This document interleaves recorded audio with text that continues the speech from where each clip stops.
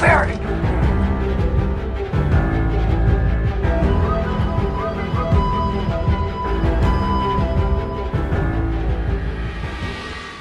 Welcome to Dank Farrik, a Star Wars podcast. I'm your host, Tyler Mendelson, along with my Panamanian counterpart, Carlos Gomez. and today we are going to be talking about Episode 6, Return of the Jedi. Ooh. AKA the greatest movie ever. Well, no, it's not really that. But, you know. We I said like to the drink. same thing for Episode 5. You can't say I know. Well, you know, it's for you it was the best one, episode 5. For me, this one, you know, this is where my heart's at. Well, our listeners, I should say, are going to hear why I don't think it is the greatest one. I Oh, do dear. really love Return of the Jedi, but Well, you should. I would say it is the third best of the original trilogy. Yeah. Well, so this one came out in 1983, right? And 3 years after Empire. And Irvin Kershner, who directed Empire, didn't come back for the next one.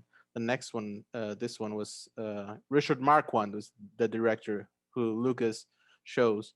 But also, in this instance, Lucas was, you know, he directed some of the scenes, so he was a little bit of a ghost presence on set.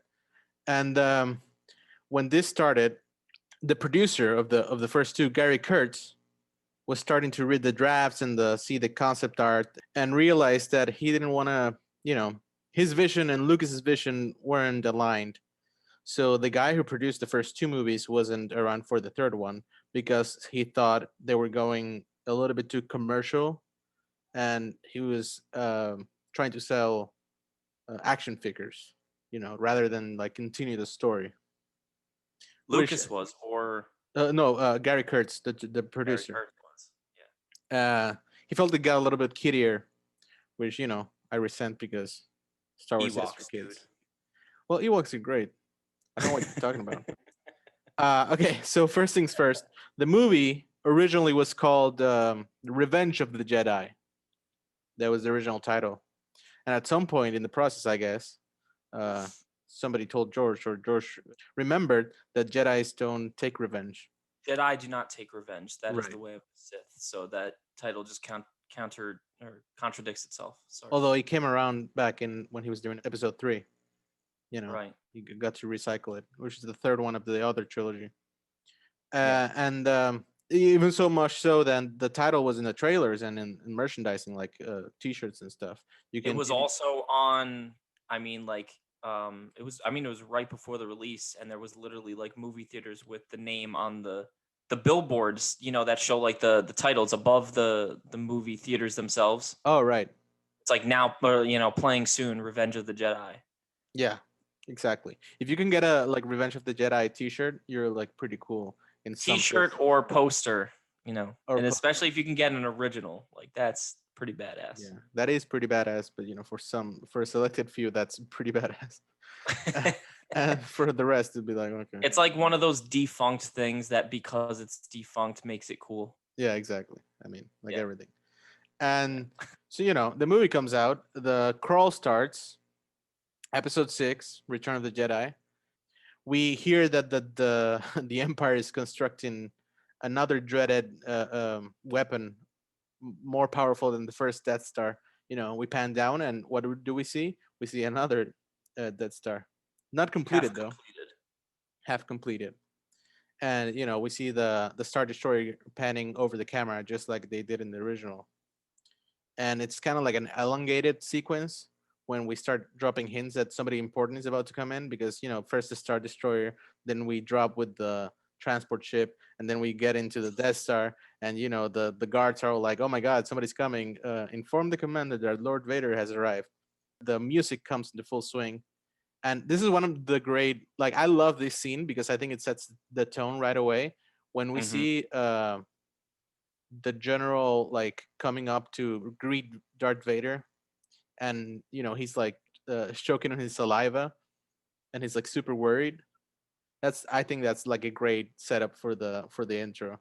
And that great shot when Vader starts to come down the ramp, and, you know, we pan up like through the smoke up all the way to his head. Ah, so Yeah. good. And by the way, that guy is Commander Jirjerod. Yeah, Commander Jar Jar. We get Vader coming down the ramp, and he makes an allusion to the fact that the Emperor is coming to the Death Star because it hasn't been completed. And And I Vader's like, always, "Yo, yeah, like you better finish this shit on time, yeah, or we should double our efforts. the Emperor is not as forgiving as I That's am." yeah, that's the thing. That's the But line I always loved as a kid. no, As a kid, the best. I mean, that line is great. But can we just talk about the line that Jirjerod says, where he says, "We shall double our efforts," and he yeah, says it like if you try to replicate the way he says it so quickly with that British accent. He's like, "We shall double our efforts," and it's like a really bad tongue twister. yeah, yeah. And You know, he's so well at playing that part. Well, that character had a deleted a lot of subplot. deleted scenes that, Yeah, yeah, where he we kind of should like definitely get into. his consciousness got the best of him. But yeah, that line when Vader says, I hope so for your sake. The Emperor is not as forgiving as I am. That's such a good line because you're Yep. like, wait, what? Vader is like Coming from an the guy asshole who chose to to be everyone. himself. Who is coming? Like, who's coming to dinner? And then, you know, we cut back to Tatooine and we see the two droids, the R2 and 3PO, which they started A New Hope as like those. Starting to mirror A New Hope in a lot of ways in the It's structure like of the story. poetry. It rhymes. Exactly, it's poetry. And we get their perspective and they start talking, laying down world building and like story exposition about how Chewbacca never returned and Lando Why Calrissian never returned. Chewbacca never returned from this dreadful place? Yeah, exactly, from Jabba's palace. So we've been hearing about Jabba. I guess we saw him in the special edition of A New Hope.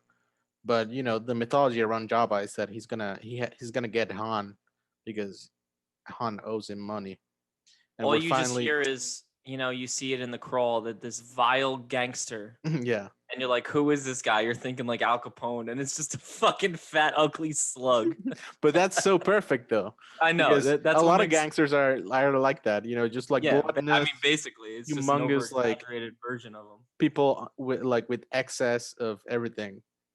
Uh, so yeah, this is when the movie to me gets like going, and I think it's really fun. Is that it starts with like the dark opera, and then it goes back like right into the goofy shit, where it's like the the security camera when they knock on the door. Exactly, and that little thing comes back in Mandalorian, which I thought was a really nice touch. Mhm. And they come into Jabba's palace, and then there's like a weird spider thingy that's like coming after 3PO, and of course 3PO is like a nervous Nelly, so he's like, oh my god, around everything in Jabba's palace, which is really fun. By the way, that spider thingy, we don't really ever see like a close up of it. We just see it in like a wide shot in the back. Never see it again. So you like it unless you get like the action figure, I guess you don't really know what's up with that. Um, but then we get the great Bib Fortuna, which is And Wanga. yeah, some weird fucking alien with a Even though now tail. he sounds completely different in The Mandalorian. Yeah, well, it's a different actor, but I Matt think Wood I played think him it's in episode legit though. one, I but think it's legit because he did it earlier. So yeah, yeah, yeah, I respect. know. I'm not complaining. I'm just Yeah, saying. but he the droids ask him to take him to Jabba the Hutt because they have a message from Luke Skywalker. Now we haven't seen Luke yet. We read about him in the crawl, but there was a deleted scene. Remember this one? Yep, The this is deleted scene. about Luke completing his. So you see him in Obi-Wan's old hut, and it is him completing his green lightsaber. Like he's putting it together and testing it for the first time, Yeah, like in a and it cave. works. And it's. I really wish they didn't take this scene out. It was really cool, and it goes back to the line that Vader says later in the movie, where he's like, "I see you've constructed a new lightsaber. Your training is now complete." Blah blah blah. So it's it's showing that he, rather than just a surprise that he has a new lightsaber and it's green, it gives it some kind of meaning when he's like at Obi-Wan's place. Yeah. Also, like at the beginning of that deleted scene, Vader was trying to contact him like through the Force. So Yeah. we cut from the Vader introduction scene. We were supposed to cut from the Vader introduction scene to this scene of Luke in the cave, constructing the lightsaber and putting it inside R2. The reason why I think it's a fair cut is because, well, a couple of things. One, it gives away the twist that R2 has the lightsaber, because when he's fighting the Rancor, when Luke is fighting the Rancor, you don't see him with the lightsaber. Like if you're a new viewer, you're like, oh, that's right, he lost it at Cloud City at the end of Empire Strikes Back. Maybe he doesn't Yep. have one, and now he's in real big trouble. But I think it maybe deflates a little bit of the suspense. It's fun when you watch it back and you're like, that would have been Right. cool. But also he has such a great introduction later on, Luke, which we will get to. It's like a very mythic introduction, like a wide shot of his silhouette, which I think Can is we talk about that for a second? okay. We So can talk about it. Fuck it. Yeah. Luke coming in. I mean, yeah, it's a great shot of, it echoes to like later moments with Vader, like in Rogue One when you see Mm. Vader's entrance. Mm-hmm. But for me, that scene is just like so fucking cool because he's in all black, he's robed, you don't see his face, and he fucking force chokes the Gamorrean guards. The pigs. It's Yeah. like, what happened to this guy? Like, what, he's clearly very powerful now, but like, is that some of the dark side? And obviously, that's like part of the theme of the movie, but was he using the dark side there? He chokes them either to death or at least until they pass out. Yeah. I don't think it was. Well, I don't know. It didn't seem like to me like he was like trying to kill them, just like get them out of his way. Uh, but yeah, it's a little bit of a like a signal to the audience that this is what the movie's about. This is what the main character's inner struggle is going to be about him reconciling the dark side within him and not becoming his father, even though he's slowly becoming his father. I mean, first thing, he gets his hand cut off at the end of the second movie, and now he's wearing all black. He's doing like epic entrances, and he's choking people. And when even when he goes to Jabba, he's not like in a gaming. He's like telling him like, you can profit from this or be destroyed. He's being like, Yeah, he's threatening him. yeah, which is unlike a Jedi in many ways. But it's interesting to think about because he's kind of like a new school of Jedi in the sense that the old Jedi Order is no more, and he's kind of rejecting his teacher's lessons. Knowledge and defense, never attack. Yeah. So in Jabba's palace, we also get a lot of great little aliens, which I think are worth talking about because they're, to me, they're like My iconic Star Wars stuff. favorite of all time of the random minor characters is Mhm. 110% Salacious B. Crumb. I knew you were gonna say that. There Of was no course. other. He's such a little cocksucker. He's just just laughing at everybody, just busting people's balls. He's just such a little dickhead. I love that. Like every scene he's in, he's in the background of every scene in Jabba's palace. But like, Yeah. whenever we have to cut to a new scene, It's always make sure transitioning to with get his laugh. yeah, they make sure to get like one last little coverage of him just to get his Yep. laugh as a, Exactly. like a button at the end of the scene. Such a great character. So memorable. And you know that character, if you remember in the part when that character is going after 3PO's eye later in the sail barge, that's one of the few moments when Anthony Daniels, who plays 3PO, freaked the fuck out on set Yeah. and asked to be like removed from the suit because Yep. like he got claustrophobic with this little fuck. Yeah. I think Jabba is such a fun character too Oh, because yeah. I his love him. personality shines through. Yep. Ho ho Mhm. ho. Ah, he's such a dirtbag. And you know, you see him like smoking hookah and like eating frogs. Yeah. Fun. And having like his slave Twi'leks Little slave dance for girls. him Yeah. that then he sends down into the Rancor pit. Ula. Ula, poor Ula Ula. the Twilight. We also get, I think, the great moment when, and maybe I'm jumping a little bit, Oh but God. the musical number. Oh wait, Now, which one? Can we talk about this? okay, so this is different from when it was in the original movie in 1983 to what it is now because Lucas changed it for the special editions. The musical number now is called Jedi Rocks, and it's like a CGI alien singing along with Sice Noodles. Thigh Snoodles and Max Rebo with the Max Rebo band. Right, Max Reeves was the blue elephant, um, and who plays the keyboard or whatever that is. In the original, it was like it's a goofy, weird song. You remember this? Yeah, I really like the original better. The original is I think it's fine. It serves its purpose. But It was man, called Lapty Neck. Yep. Laptinek, that's right. The original is called Laptinek. But man, dude, I grew up with the special editions, and I gotta say, I love Dude, Jedi Rocks. Bad listen, bad man. chicky bad bad Oh, bad.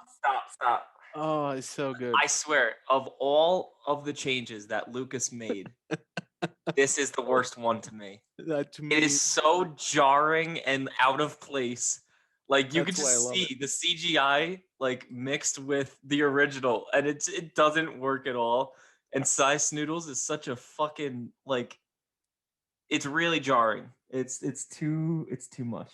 Well, first of all, I think the song is fun, but Sice Noodles is such a fun character, and her like portraying that weird looking fucking alien being like a heartbreaker and like the femme fatale, like sexy Well, alien. when she comes back as a femme fatale in Clone Wars, it's hilarious, and I That's love amazing. it. It's so fucking funny.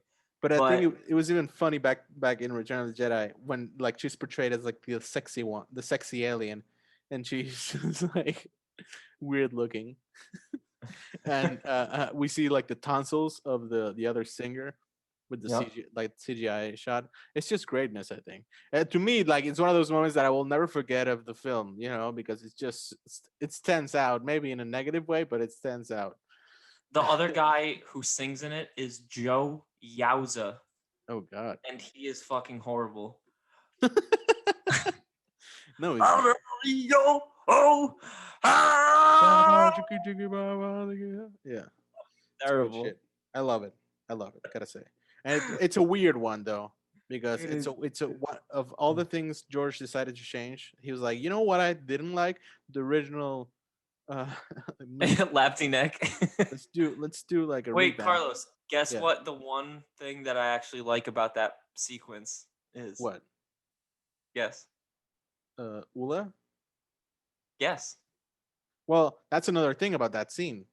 Like they redid it for the special edition 20 years later, or a little bit under that, and they got like they needed new footage of the dancer, the Twi'lek dancer. Since she was a dancer, she was still in great shape 18 years later or whatever, and they reshot some of the stuff with her all that time later.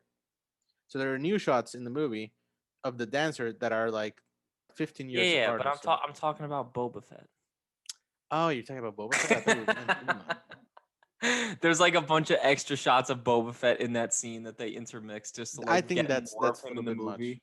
I didn't need that.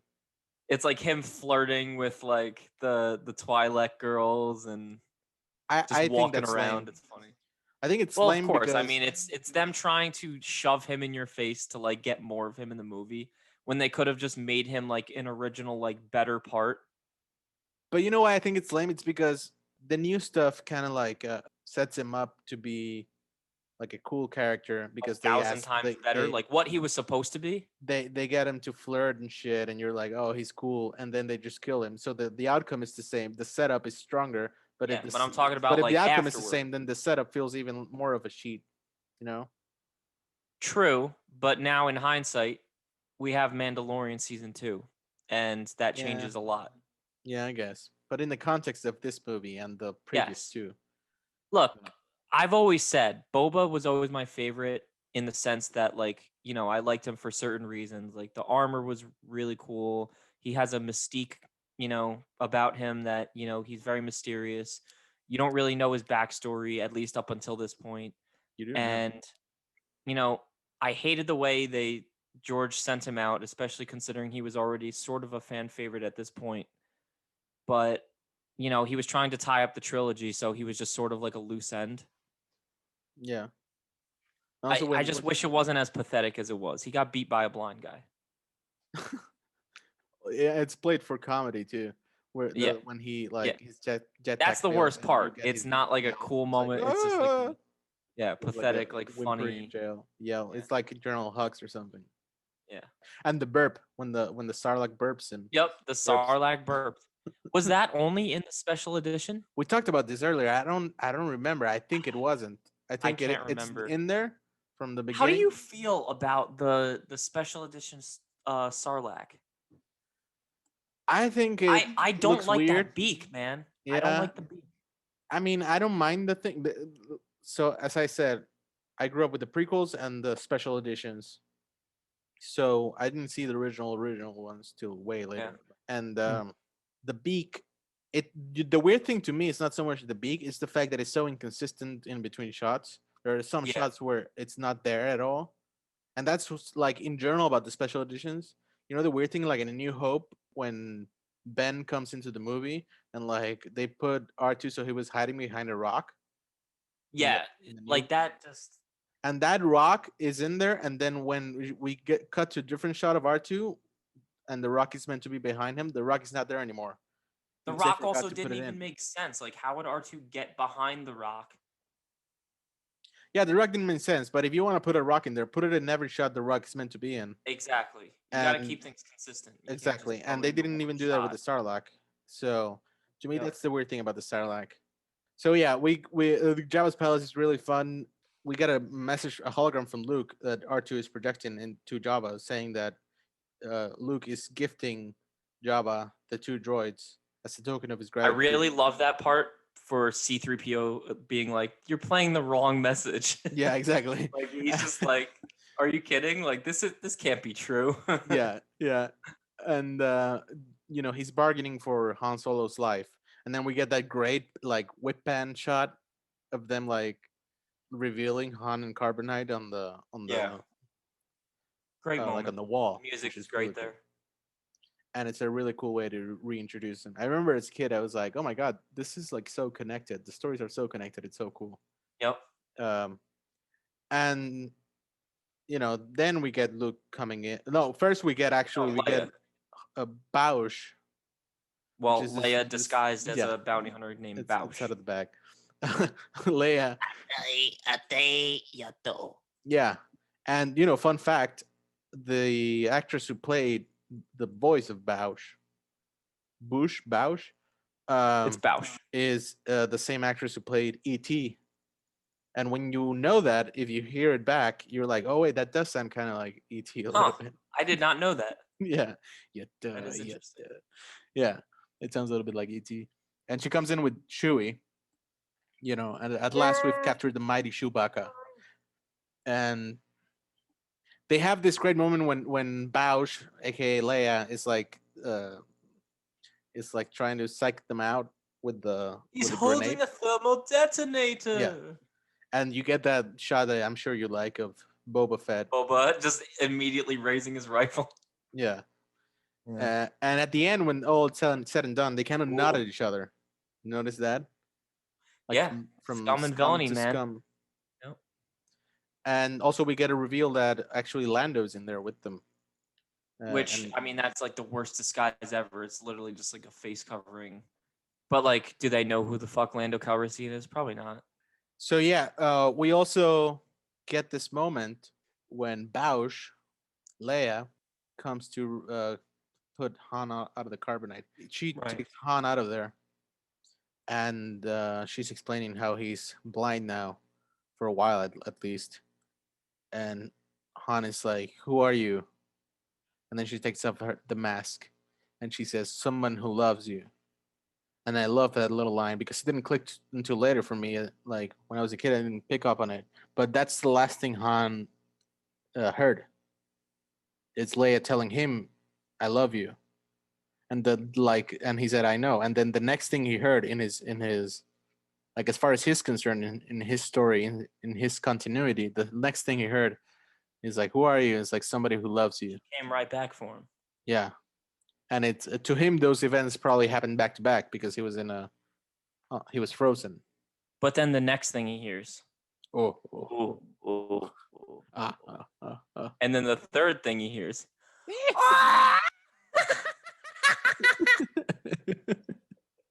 And you notice when they open the curtains to reveal the yeah, And that somebody's C-3PO's like blocking. getting Yeah, like his mouth is covered. somebody's blocking. Yeah, covering Yeah, 3PO's mouth, which is yeah. absurd because he doesn't have one. There's like a little like There's a slit. thing there. Yeah. Yeah. So yeah, so then we can start getting into the fun stuff with Luke. He comes up and starts telling Jabba to, give him Solo, and he would profit greatly from this. And he gets sent down to the Rancor pit. Now the Rancor, I think it's a really cool effect. And like originally, apparently supposed to be stop motion, and they did tests for it. You can look it up, Yeah. and it wasn't really working. The puppet worked great. It's actually like so there were like different versions of it. There was like a guy in the suit, Yeah. Yep. and some of it was like trying to do stop motion. Right. And I think this is the part of what I was telling you about how you get like, oh my god, Luke is in real trouble because he doesn't have his lightsaber, and he looks like Mark Hamill said like he's in, even though he's a Jedi, this is like a challenge for him. Yep. And when he's about to escape, he manages to like throw a rock so the door slams on the neck of the Rancor and kills him. And now with this moment comes one of my favorite I love that characters. part. Malakili, the Rancor Wrangler. Malakili. And the Rancor Keeper, like the fat he's just Rancor some Keeper. random fat dude who starts crying. But then the best part is the random The weak buddy. way that grabs onto his arm. He's like, I love that moment. Dude, I die because every time. It's such a random like moment. This where is like the absurdity of Star Wars. The absurdity of Return of the Jedi in particular, which I love because of this, because it doesn't, it's not afraid to be goofy. Yeah. And you have the Rancor Keeper like crying over the Rancor, and like suddenly they are humanizing the Rancor and like He's just this people random around guy. him. And I'm like, what the hell's going on? Yeah. And it's it's weird because it's not even like the main characters are like experiencing this, like seeing.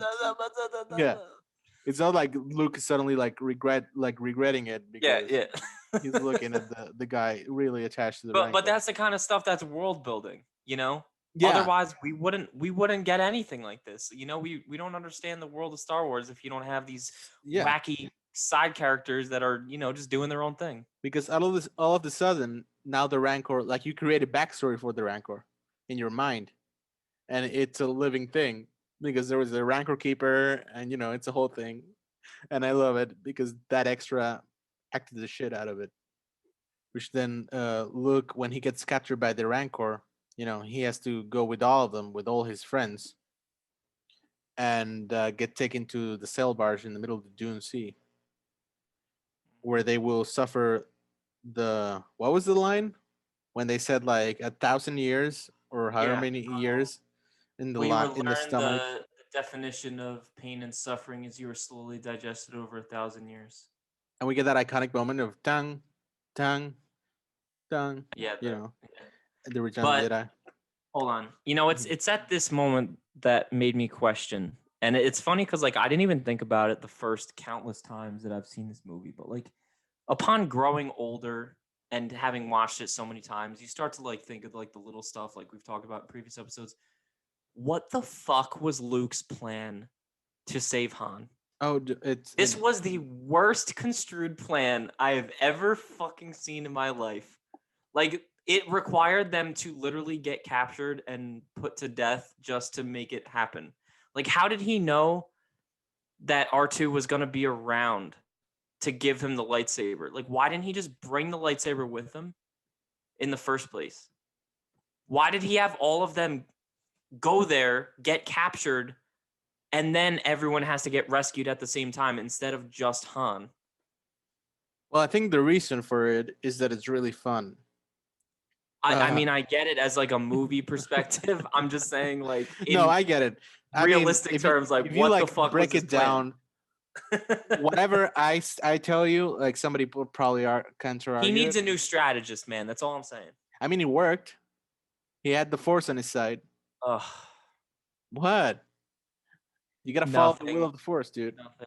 You're a Jedi. He had Leia, who choked out the fat slug with her chain, and Han beating Boba with a fucking stick because he accidentally bumps into him, and I mean, apparently Carrie about Fisher to loved get choking one. Jabba with the chain because she It was a hated. great moment. Yeah, she thought he was disgusting. Um, Slave Leia will live in infamy forever. yeah, exactly. Also, we get a little glimpse of Luke's metallic hand when Because Luke of shoots him in course the the guy hand, shoots the hand. and then Just to you're reiterate right. that he is Yeah. missing a hand. It has a robot hand. But yeah, we get like that convoluted plan. They rescue everyone. They go out. You know, yay the gang. Jabba is blown to smithereens. Apparently, Bib Fortuna wasn't. Which, by the way, I checked back. Bib Fortuna was in He the was sail barge. not. He was He was. really. Yeah. So I it's don't weird. remember him on there. Yeah, and so it's weird that he That is appeared very interesting. I guess he on jumped Mando. out. Yeah, I guess he was able to He day escape. one Wong good his ass off the fucking sail barge. Yeah, the fucking dirtbag. And if you watch that scene again, I posted a picture on our Instagram page for Hmm. those who follow us, of a freeze frame shot of inside Jabba's sail barge, and there is a painting slash like mosaic type thing on the wall, Hmm. and it shows Jabba and some of his like followers and stuff like painted on the wall, and Jabba is holding this thing, and it looks a lot like a penis. Oh. Is it actually a penis? Probably not, but it's very weird placement for where they have the hand with the glass. It really looks like a dick. It's kind of hilarious. Is it actually a penis? Probably I not. don't know. I don't know. You don't know. I feel like they did it intentionally. That's I'm all I'm gonna saying. go on a limb. No, no I pun feel intended. like they did it intentionally. It's like one of those hidden Disney things, like on the I Little don't know. Mermaid I think cover, that's they all. have the dildo in the fucking I don't know. I think that's in all the kind of like palace. people. Yeah, all right. Regardless, anyway, Okay, so we get out of the Tatooine, and we hear that Luke is going to Dagobah. He puts a glove on his hand to cover the scorch mark, and we cut to the Empire and the entourage. Like there's a lot of stormtroopers, and we see Vader kneeling yet again. The first time we saw him kneeling was in Empire, so you know what's up. The Emperor is here, and the Emperor shows up, and it says this decrepit piece of shit with the cane. I think it's funny the cane, yeah, yeah, he had the cane. and he starts speaking. We don't get a close up of him. The only close up we get of him, which I love, is that like side close up where we only see his nose and his mouth moving, but we don't never see his eyes. You know, and he's laying Yeah. down the whole plot of the movie about how they're gonna turn Luke, and everything is proceeding as he has foreseen, and then he laughs. But I we always wonder what's going through Jirjerod's thoughts at that moment. Jojo is just like, I hope they don't fucking kill me. Yeah. But like Like he's walking with them, and then you got like the evil like political friends of Palpatine. Like, who are these guys? I want to know the, their backstory. the Like, old like the I'm old sure it's on Wikipedia somewhere, but yeah, like, they were like even like the guy that called for Vader in Mustafar when he's like Director yes, Krennic has arrived. That's one of yeah. those dudes. Well, he's also in Rebels. That guy. One of those guys is I don't think it's the same guy because that guy Isn't it? dies in I Rebels could if have I'm swore not it was. mistaken. And so it's like one of those also like creepy old dudes. Yeah. But yeah, they're like the Emperor's advisors or something. But it's weird because we never really see them. We don't see them too much. Like in the movie, we barely see them. They're extras. They don't have any lines. Mm-hmm. But in the expanded stuff, we don't know too much about them either. But yeah, so we get the Emperor creepy entrance. We don't see his face properly, which I think it's cool. And then we go back to Dagobah.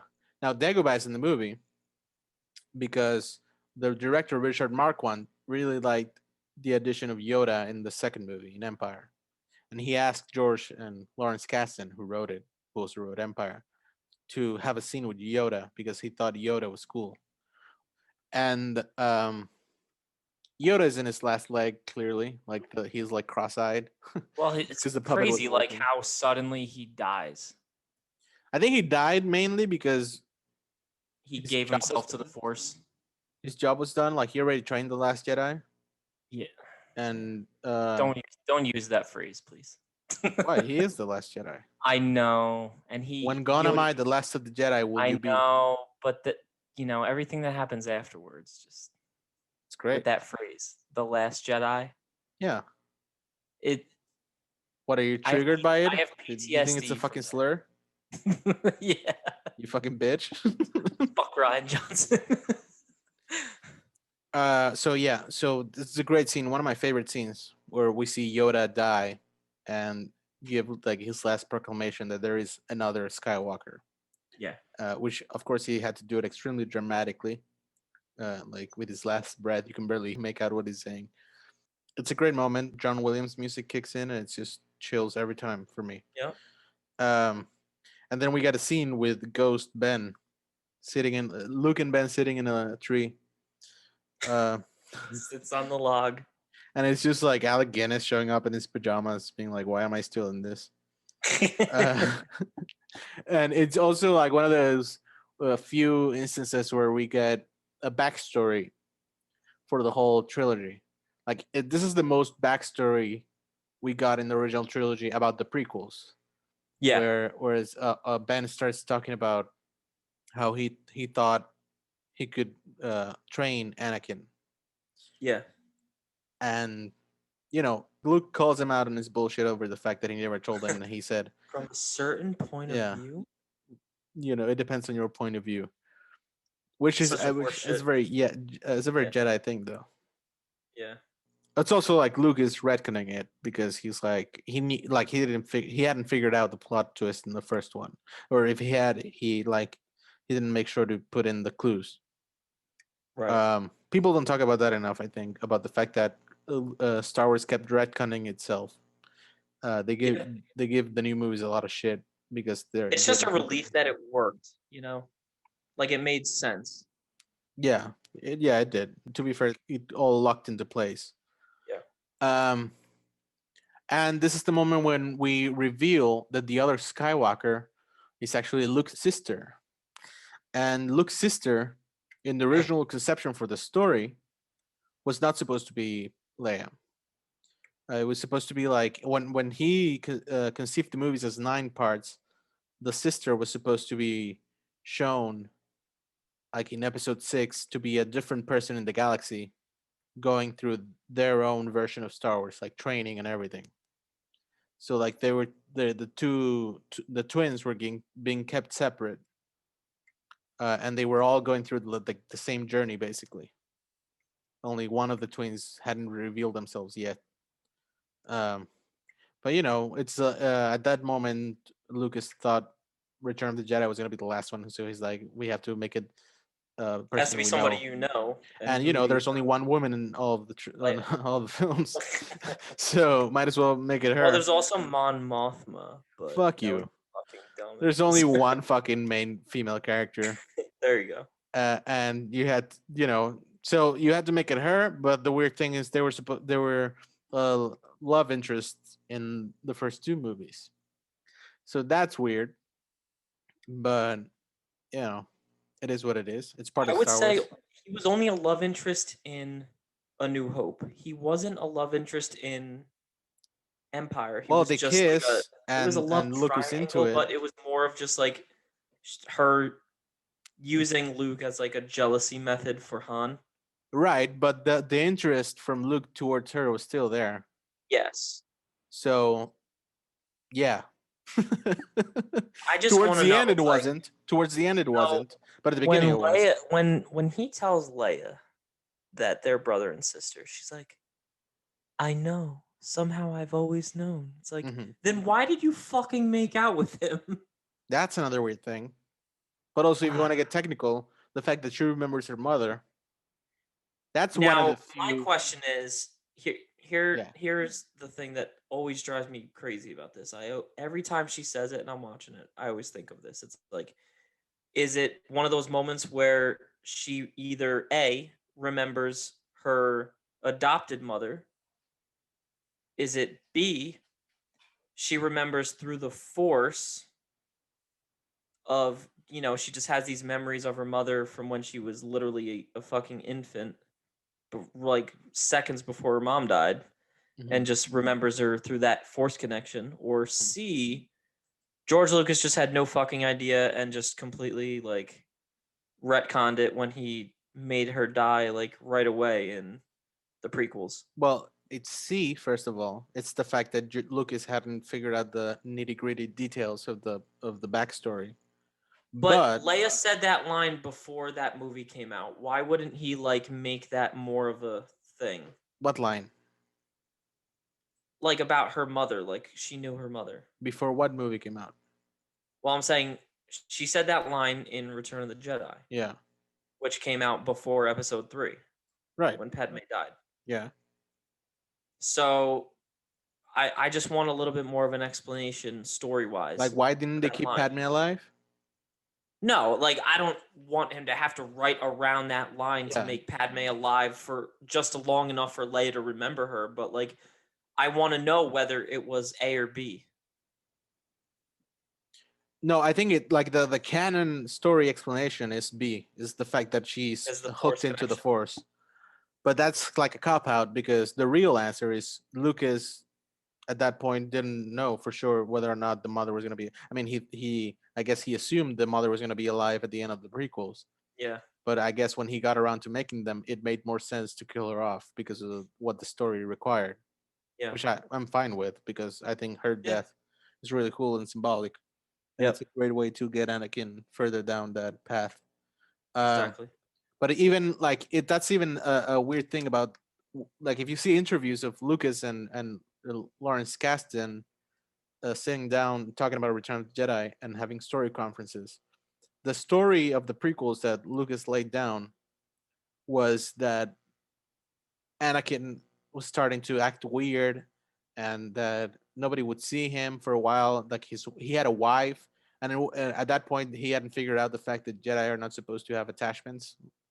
So he Yeah, had like now a wife openly, and like Jedi's were starting to disappear across the galaxy, and it was kind of like it happened a lot less dramatic, I guess, than it happened in right. Revenge of the Sith. And Ben went over to Anakin's pregnant wife, so everyone knew she was pregnant, and asked him about what's up with him. And at the end, it's revealed that he's turned to the dark side and he's hunting down Jedi's. So they fight in the volcano, Yeah, and at the end, Luke got sent to this couple in the middle of Tatooine. Now, the couple, Aunt Beru and Uncle Owen, in the original mythology, were supposed to be relatives of Obi-Wan, not of Anakin. They were right. they were meant to be relatives of his, and Leia kept living with Padme, with the mother. Mm-hmm.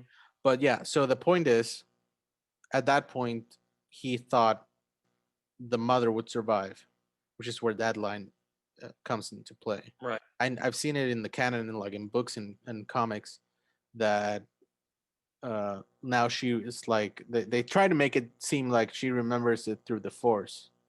I'm okay with that. Yeah, I think it's fine. It's not my favorite thing, It's but even just the suggestion that Leia is hooked into the Force and that's how she remembers her mother. It's even in the movie itself because the fact that she says, I know I've always known that Luke is yeah. her brother means that she has felt it, you know. So she's Yes. clearly Force sensitive. Mm-hmm. So I guess it makes sense. Right. So we get that piece of information. We get the rebels having to go to destroy the second Death Star. Uh, Admiral Akbar. yeah, we get Mon Mothma uh, talking Many about how many Bothans Bothans, died to yeah, bring to us bring this information. information. I think it's the only other Never seen speaking part fucking in Bothans. female speaking part in all the original trilogy. Is it not? Is I don't, it? I don't think there's any more. I don't remember anymore. In the And whole original trilogy. Yeah, I think it is. yeah, it's Crazy just to weird. think. It's just weird. Yeah. And Lando gets with the Falcon to not physically. I mean, he did at some point, I guess, because it was a robot. And he gets away with the Falcon, and Han is all nervous that he's never going to see the Falcon again because he has a feeling it's going to get destroyed. And Luke, Han, and Leia go together to the forest moon of Endor to figure out the deal with the shield so they can then attack the second Death Star. Now, we get this moment when Luke, the guys, the trio, I should say, well, and the droids, they're on the shuttle trying to get into Endor, and they're getting stopped by the Imperials, and Luke and Vader are feeling each other in the Force, and Luke is saying that he should have never come because he endangered the mission because Vader could feel him, and this is when we start to see the cracks in the veneer. I think in Vader when we start to see Anakin under him because um, he senses them and he doesn't rat them out. He doesn't say like stop them. He just goes back and reports it to the Emperor. Well, But he wanted Luke himself. yeah, but I think like a New Hope Vader would have just blown the ship out of. Well, he didn't know who Luke was. Ever since he found out who Luke was, he was obsessed with finding him. Right, but that's what I mean. I think this is when we start seeing like Anakin through Vader, Yeah. and he goes to report back to the Emperor, and he was like, "It's strange that I haven't felt this." The Emperor said the Because he fact has that this Luke, connection to him. yeah, he has this connection. I wonder if your feelings in this matter are clear. I love that line. They are. They are, and that said that Luke would come to Vader because He his will compassion come for him. to me. Yeah, it's one of the rare moments when we see Vader like surprised or shocked, and he's like questioning because he doesn't know. He's not in control at that moment, and he usually is. He's a character that's always in control. Mm-hmm. And we get to Endor. We get this great moment with the speeder bikes. Great moment. And for that, just a little tidbit they used. Basically a tracking shot of literally a man just walking with a camera, steady cam, Mhm. through the redwood forest in California and just walking the fucking forest. And when sped up, it looks like they're going really fast through the forest. Yeah, And they shot it 1 frame per second. yeah, and you can tell like it doesn't hold up technically to this day and age, but it Yeah, still I'm looks into it. really good, and I I'm into love it. that like 80s look to it. Yeah, I was definitely into it, and that's one of those like classic Star Wars moments, and it Yeah, echoes. I think very this very movie, classic. Return of the Jedi, echoes because it's supposed to be the beginning and the end of the story originally, anyways. Yeah, They echo Phantom Menace and Return of the Jedi are very similar, completely. Yep. like structurally and everything. This echoes the pod race a lot. So meanwhile, our heroes, especially Leia, run into the furry creatures known as Ewoks and Wicket, We the get the main Ewok. Wicket the Fun Ewok. fact: they never mentioned the word Ewok in the They movie, never say the word Ewok in the nor movies. Wicked. Or Wicket, yeah. Yeah, It's just straight from the toys. I yeah. remember being a little kid with the little Wicket toy. Really? Yeah. Dude, I had all of them. And you know what? My mom threw them all out before we moved from our childhood home, and I never forgave her for that. Oh my god. So, Ewoks have always been one of the most complicated subjects of the film discussion when talking about Return of the Jedi. Is like I don't know people why. I think they're fairly simple. I they are, but it's either people really love Ewoks or they really hate Ewoks and they think it like ruined the film by making it too kiddie, even though Star Wars itself is kiddie. See, this is part of the whole thing I've always been saying about how you got to remember this shit is for kids. Um, I love Ewoks, and I've always loved Ewoks.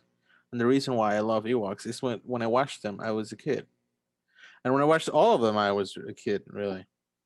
And you shouldn't like rob the experience of Star Wars from kids because that's when we were exposed to it, and that's like really where the target should be for me. Yep. For me, No, that's I my agree. opinion, and I think George agreed on that. Like his target was often he often said 12-year-olds. That's where Yeah. it's at. you know. Yep. And I Yep. think this is like going off topic a little bit, but I think the new movies, the Disney movies, they're trying sometimes to placate to the older audience, to the fans who grew up with the original trilogy. And I think it's a mistake to make these films for middle-aged nerds or older like fans. I think I you think it should takes make it too for children. much of the awareness of society and culture and um yeah, like what you were saying, like it keeps too much in mind of like the adult in people Hmm. rather than the child. And when, Mando season 2 came out, and especially like the end of it, I felt 12 again. And that's an important thing to, to go back to that feeling rather than feeling like, oh, this is like a mature theme, because that's not exactly what Star Wars is, It isn't. I love my favorite episode, like in that arena of things. My favorite episode of Mando season one.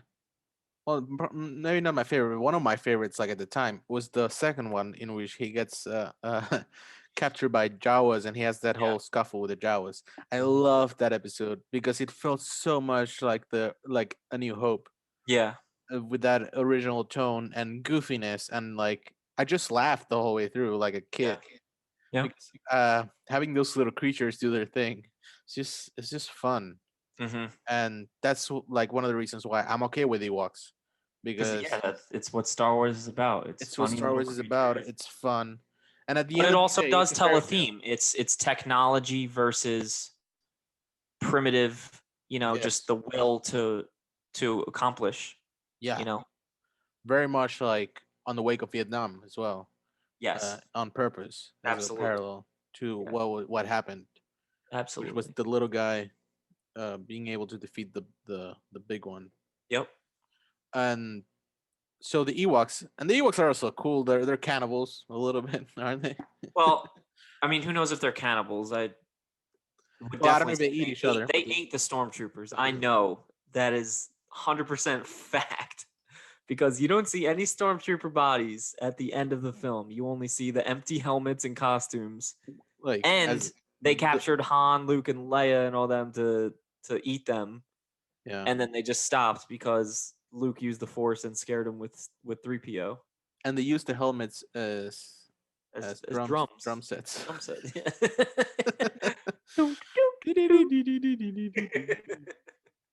Okay, so Ewoks, yeah, they were gonna eat those two. Well, more than two, Han, Chewie, and Luke, Yes, and 3PO, and I they'd guess have a R hard two. time eating 3PO or R2 Yeah, they worship 3PO as a deity, as a. which is I fun think as some because sort of god. to give To him status when he usually is the one that everyone steps on. yeah, That was fun, and he's like embarrassed of it, yeah, as he says, which he probably wasn't. But also, it's that great moment when, and I think this is going back to the idea that Phantom Menace and Return of the Jedi mirror each other.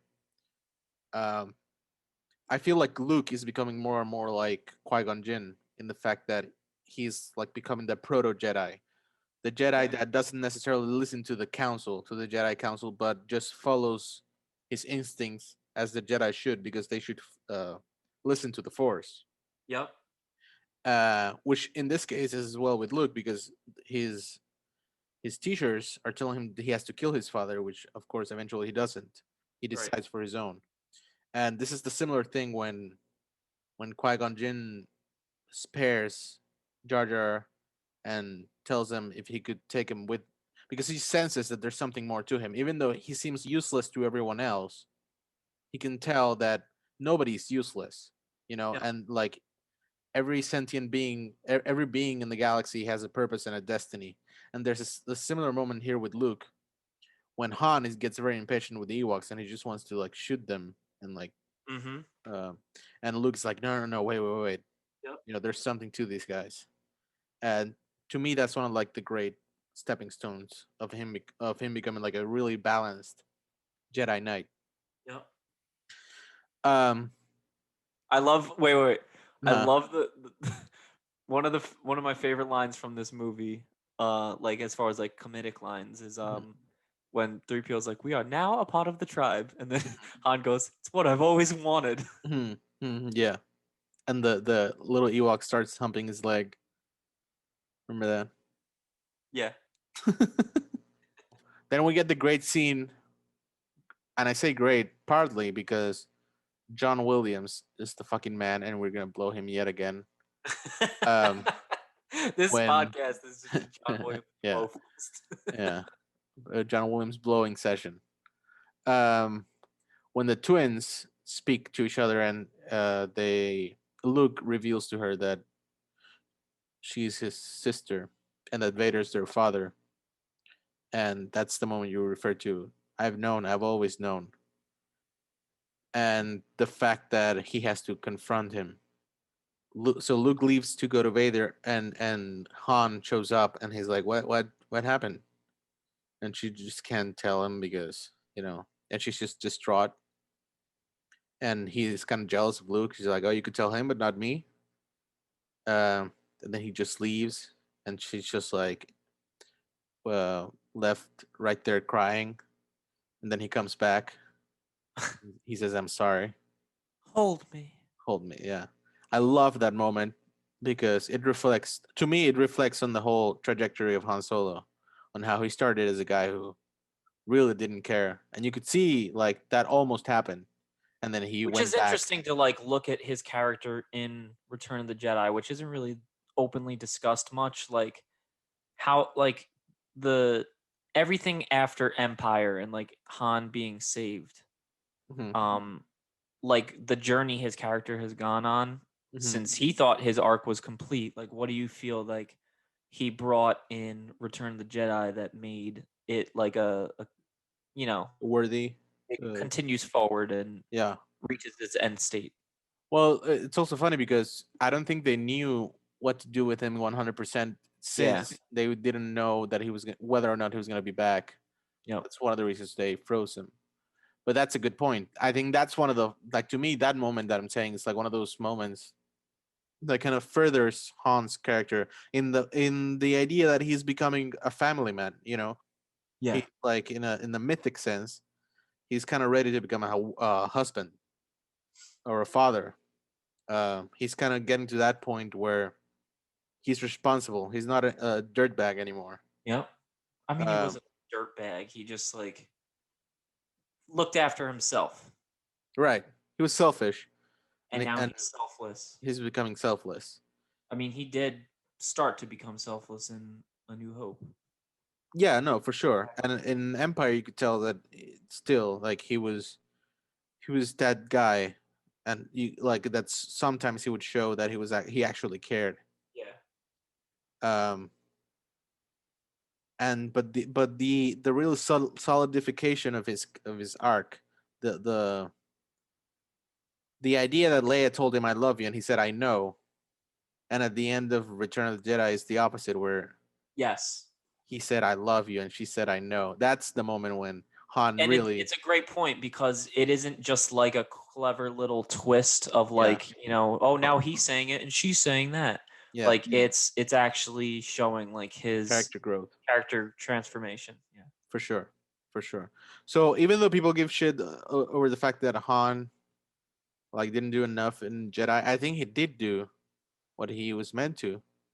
Uh, it just maybe people didn't love it because he wasn't being the fun-loving scoundrel that he was being I mean, before. he was still most of the comedy in Yeah, Return of for the Jedi. sure. But he was a little bit, he was a little bit more PG, I guess, Yeah. because he was becoming that guy, which is not cool. In like if you think about it, like what the kids like. I'm talking like like I'm a 60-year-old, Yeah, you are. but um, but it's sincere and it's part of the myth because it is coming into like a happy ending. Yeah.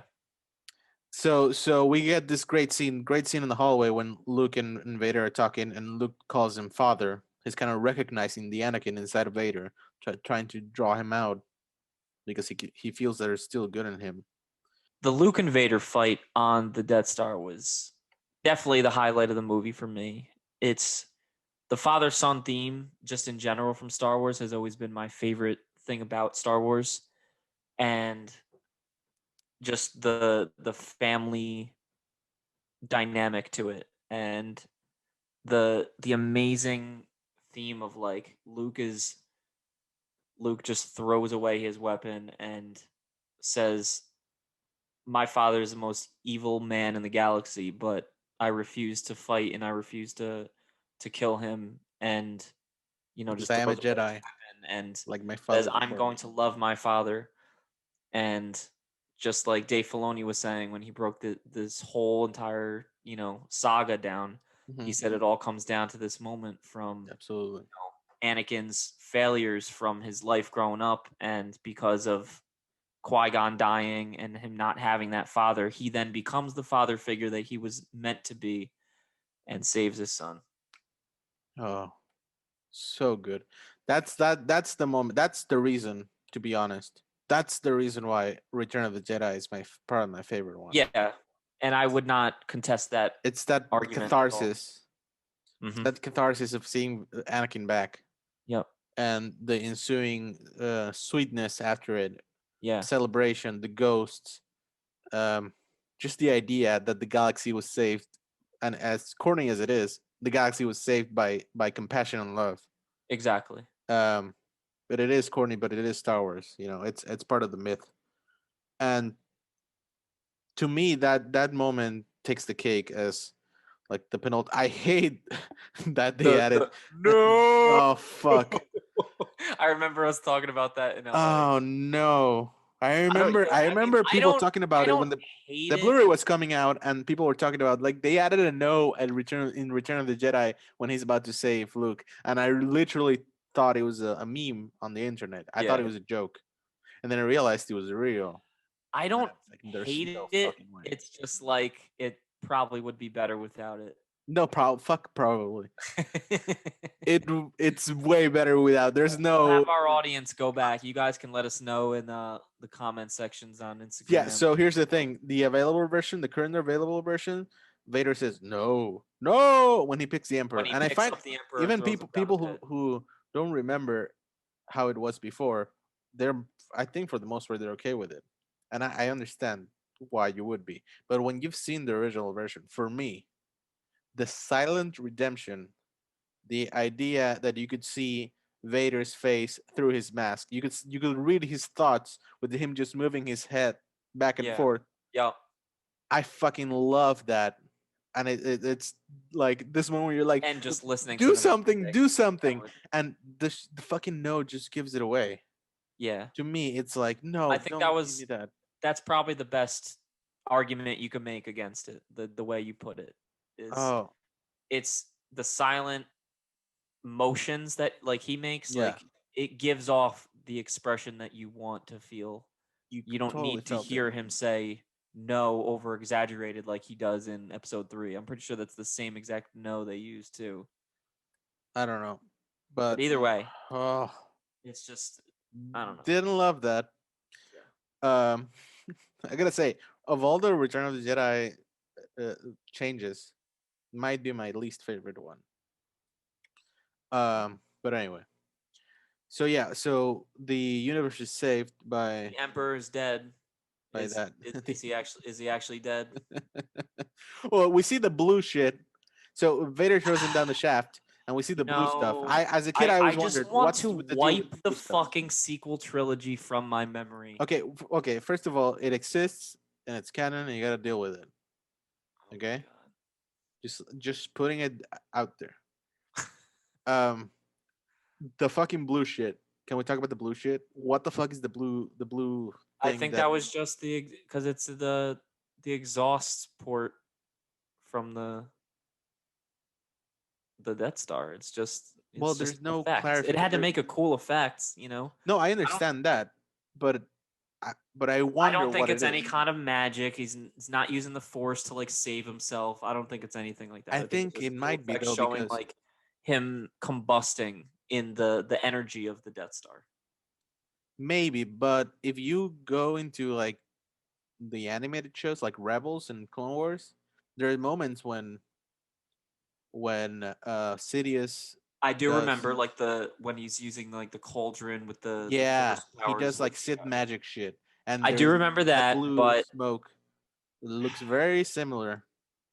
it's a good theory. I Yeah, just, for me it's better to think he died and then yeah, if you want and to live say he came happily ever back in the after. sequel trilogy, sure, but I think at that moment he was dead and Anakin fulfilled the prophecy as the chosen one like he was supposed to. Well, he did. That's the one thing about. I'll give you credit with the sequels is it muddles the idea of the chosen It one. it undermines everything that came before with Anakin's sacrifice and redemption. But so yeah, so that's one of the great things. The reason why Return of the Jedi is so great is we get that moment when Anakin comes back Mm-hmm. and he gets his mask off. Also, we haven't talked about there's like shit happening down in the planet. They're blowing shit up. The stormtroopers are being goofed by the Ewoks. A lot of Yeah. great comedic moments with the Ewoks, like trying to bring down ATSTs and shit like Yeah. that. It's fun. Also, that moment, like horrifying moment when two Ewoks get shot and one of them stands up and tries to make the other one, Oh, I know. Yeah. and they don't, and it's like, oh fuck. Yep. And that's like the moment when you're like, yeah, it's made for kids, so you gotta learn this lesson because this shit, like, this is war, Yep. and it's not a happy place. Exactly. And up in the space, we get Lando and the whole rebel fleet, Admiral Akbar. It's a trap. And Neon. Um, a neon numb. Yeah. Yep. And they're getting fucked over there too because it was a trap. Um, but yeah, also before we talk too much about Vader's sacrifice, I got to talk about Ian McDermott because he fucking steals every scene he's I mean, in. he does in every scene that he's in Star Wars. Yeah. He's just so fucking good as the Emperor. And that's Also, why the Emperor is like yeah, one of my favorite characters. The way he mine too. acts as him is bar none. Like Also, the way he like says his lines it's is so so delicious. it makes him like all of his lines are so quotable Mhm. because of his performance. Also, people got to realize. So probably a lot of people don't, but he was 38 when he did Return of the Jedi. He Yeah. wasn't old. No. He just playing old, and he played it like you couldn't tell. Like if I told you that the guy who played it was 90, you probably believe it. I for the longest time I did not know that he was in Return of the Jedi as the Emperor. I completely thought he was only in the prequels. Right. And I think I found out when I was like, I don't know, 16, 17, and I was like, no fucking way. This Yeah. whole time he was in Return of the Jedi as the Emperor. No, and he killed it, dude. Killed it. And it's one of my favorite Emperor performances Yeah. You know because what one he of my favorite Emperor performances is? what? You on Halloween in LA. Oh, yeah. Carlos dressed up as the Emperor, and I was Freddie Mercury, and we went to the Star Wars Cantina, which is the pop up bar in L.A., and we were just dancing and drunk and singing. It was hilarious, and Carlos was just doing the lines. It was great. Oh yeah, many Oh, pictures of that night somewhere. we'll But post them on the podcast Facebook page. yeah, we'll have to. Now we It's have like to. the makeup and the whole deal. Yep. Um, so yeah, the Emperor in this one has some of the great lines. Oh, I'm afraid the deflector shield will be quite up Quite operational when when your your friends friends arrive. arrive. He's And that such a little dick. grin he does. Like he's such a Such a ball dick. busting bastard. Yeah, he's Oh, such a like and he's having such a good time. And of course, he's an arrogant asshole, and oh that's why yeah. he loses. His And we also get overconfidence was his weakness. yeah, we also get this great moment when he's like, "So be it, Jedi. Like you want to die? Yeah. If you're not gonna turn, you're gonna be destroyed." And then he shoots fucking lightning out of his hands. This Which, is the of first course, time we ever now seen this we had power. already known that he does that. But at this point, nobody's ever seen that. They're like, you know, thinking, why doesn't he use, he, by his performance and his acting and the lines that he says, he makes it seem like he's this defenseless old man. Hmm. He doesn't have a lightsaber. He doesn't pull He it has a out cane. like Vader does. He has a yeah, he walks with a cane. You're like, it's just some weak guy like Luke can take him, but then he shoots lightning out of his fucking fingers. Yeah, he's just like a weak guy He's who just who straight up meets the future. he's the devil. And yeah, and as as a kid, that's one of the intense moments. And it's like, Dad, please help me. Yep. Like when you're a kid, you're probably like, if there's a moment to get desperate, that's it. That's when the hero is about to die Yes. under the hands of fucking Satan, Mm-hmm. shooting lightning at him, and the only hope is the villain of the whole three And movies. I love that so much because like my dad has always been my hero growing up, Hmm. and to see like in the end the father does come through for the son and saves him is always just the sweetest theme, you know. Absolutely. And you get the great scene when they get Vader's mask off. Um, I love this scene Let me because look on you with my own eyes. yeah, I love this scene because like you get a glimpse of Vader's head in Empire, Right, yeah. and you wonder what the fuck he looks like what's the deal with him? Why does he Yep. have to? Does he have a breather? Yep. And when he's like unmasking him, and I love that it's two pieces. It's first Yes. the helmet and then the mask, Yeah. and because it's like a slow unveiling. Yeah. And like as a kid, I was super nervous. I was like, am I gonna get like spooked? But is it gonna be like And it's fucked just up? a sad old man And who's it's just just yeah, it's depressing, but like it's that's the tragedy of Vader, you know? yeah. It just goes to show how much being the villain, like it's not badass, it's not cool. It's Yep. just like a depressing state of being, Yes. and it's just this sad, like bald, scarred, fat old man. Oh, And we didn't even know. It's like you don't know what happened to Vader at that point. So it's interesting. You're wondering like, why does he look this way? Why is he? You know, you didn't know that he fought on Mustafar and his yeah. body was destroyed like that. So Another fun fact: he used to have eyebrows in the original version. He doesn't have eyebrows yes, anymore, yep. Hmm. which makes sense because, well, I You guess wouldn't it have makes your sense. eyebrows. Yeah. And we get this moment when he says, "Tell your sister you were right. Yep. You were right about him, about me."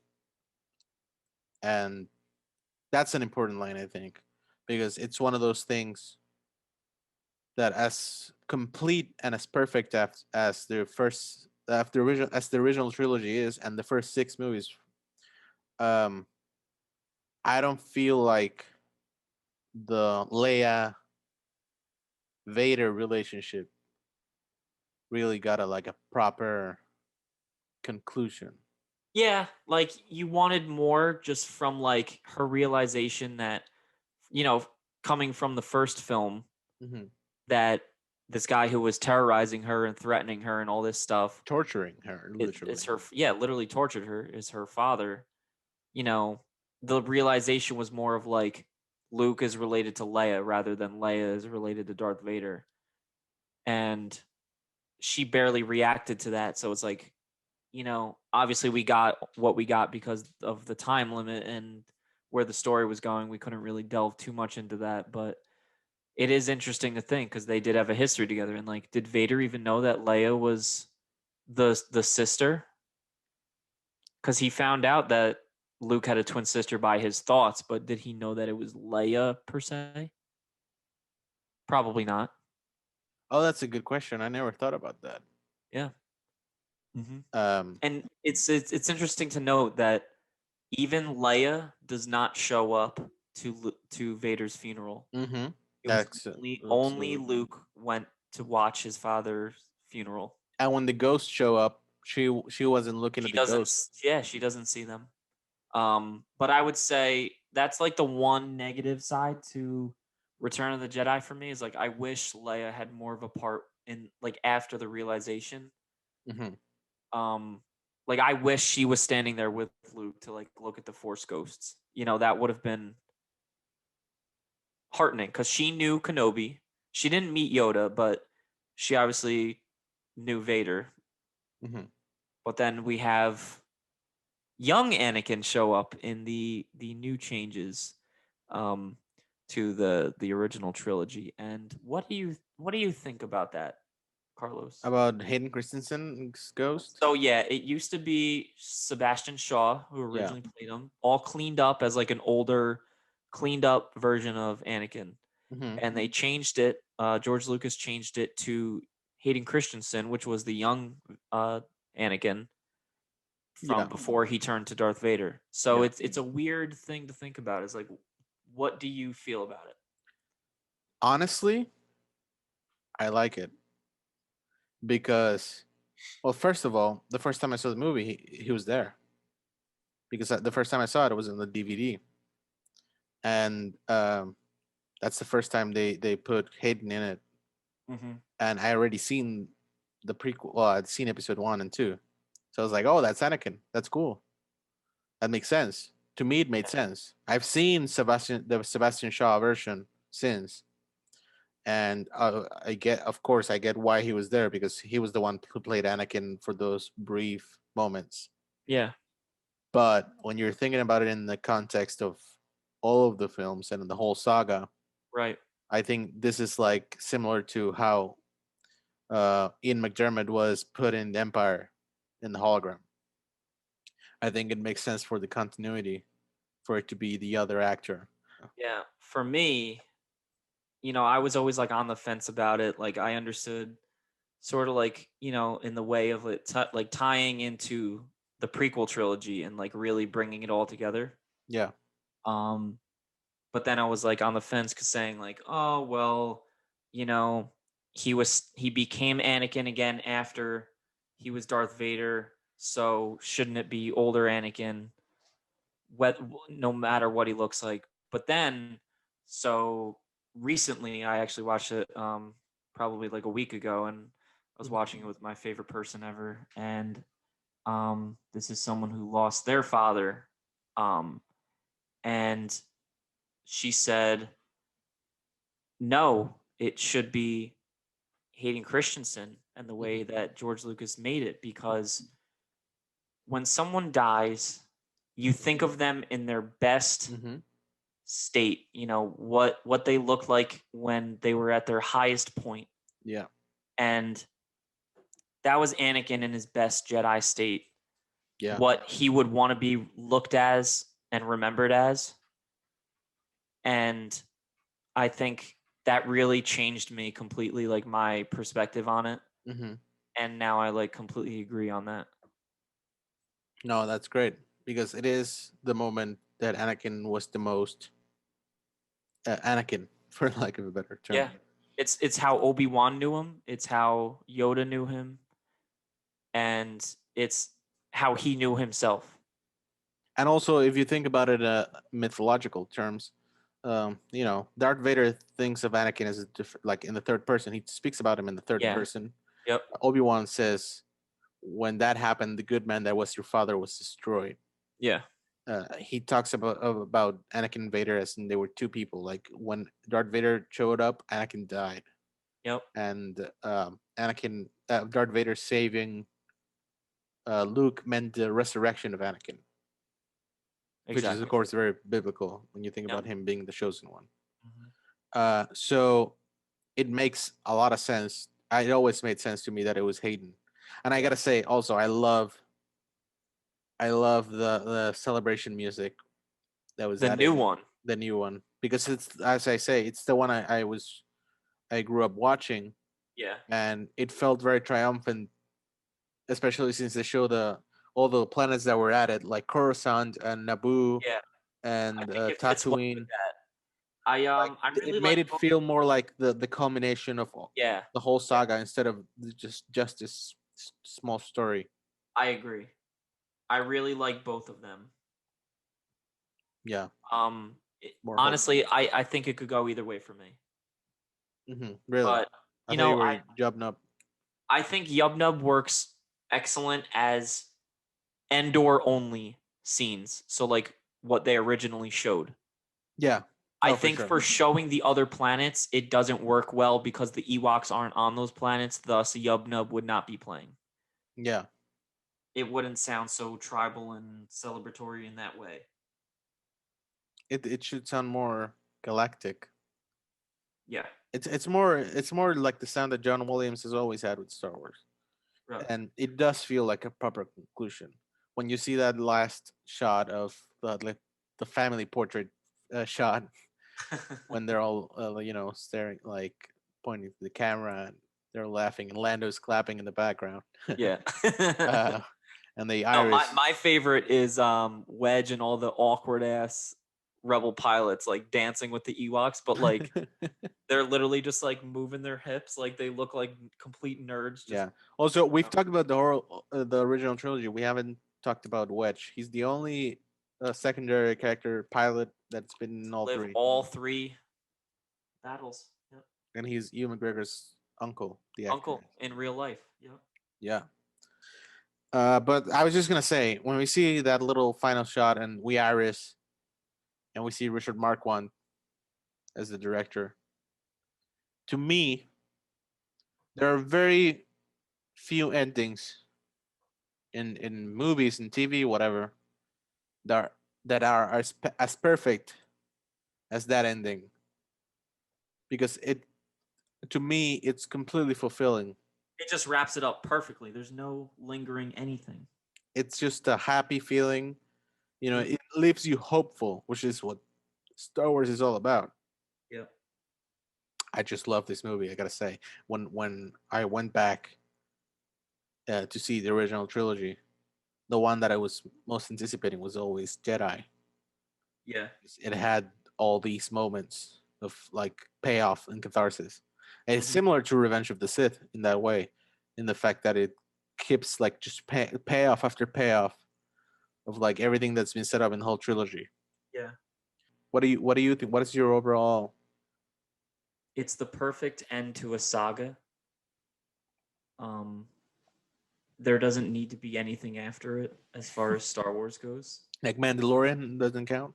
Well, no, I'm saying like episodic Star Wars. Like this Oh, is I the see. story of You're being picky and choosy. Skywalkers, and You're it just ends it perfectly there. you're cherry I'm picking. not even giving a dig at the sequels right now. I'm just talking like in terms of this, even just this trilogy, not even counting the prequels. Like this started at a certain point and ended at the perfect point. Hmm.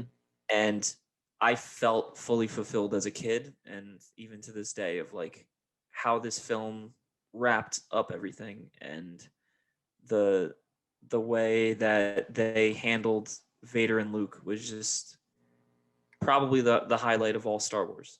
Hmm. Yeah. So yeah, dude, that's Return of the Jedi. The best Star Wars film. I want to thank you all guys for listening in. Um, Yeah, please thank join you for us. listening to us just in our long rambly discussion. Battle. But I hope that you're either in your car or at home just bored, and this is kind of like we want you to feel like you're part of this discussion. Obviously, you're not able to talk to us per se in this conversation, but just feel like we keep our audience in mind. And if you have any kind of comments or want to raise any challenges to our statements, then feel free to leave a comment to us, leave it in an email, or on our Facebook page or Instagram, wherever we have all those pages up. So please just let us know what you're thinking. Yeah, and also join us next time for the start of the prequels, Phantom Yes. Menace. That's gonna be a good one. Oh yeah. That's when we're gonna get like into the juicy shit. The Yep. more controversial, the better. But yeah, thank you, and of course, may the force be with you. Always.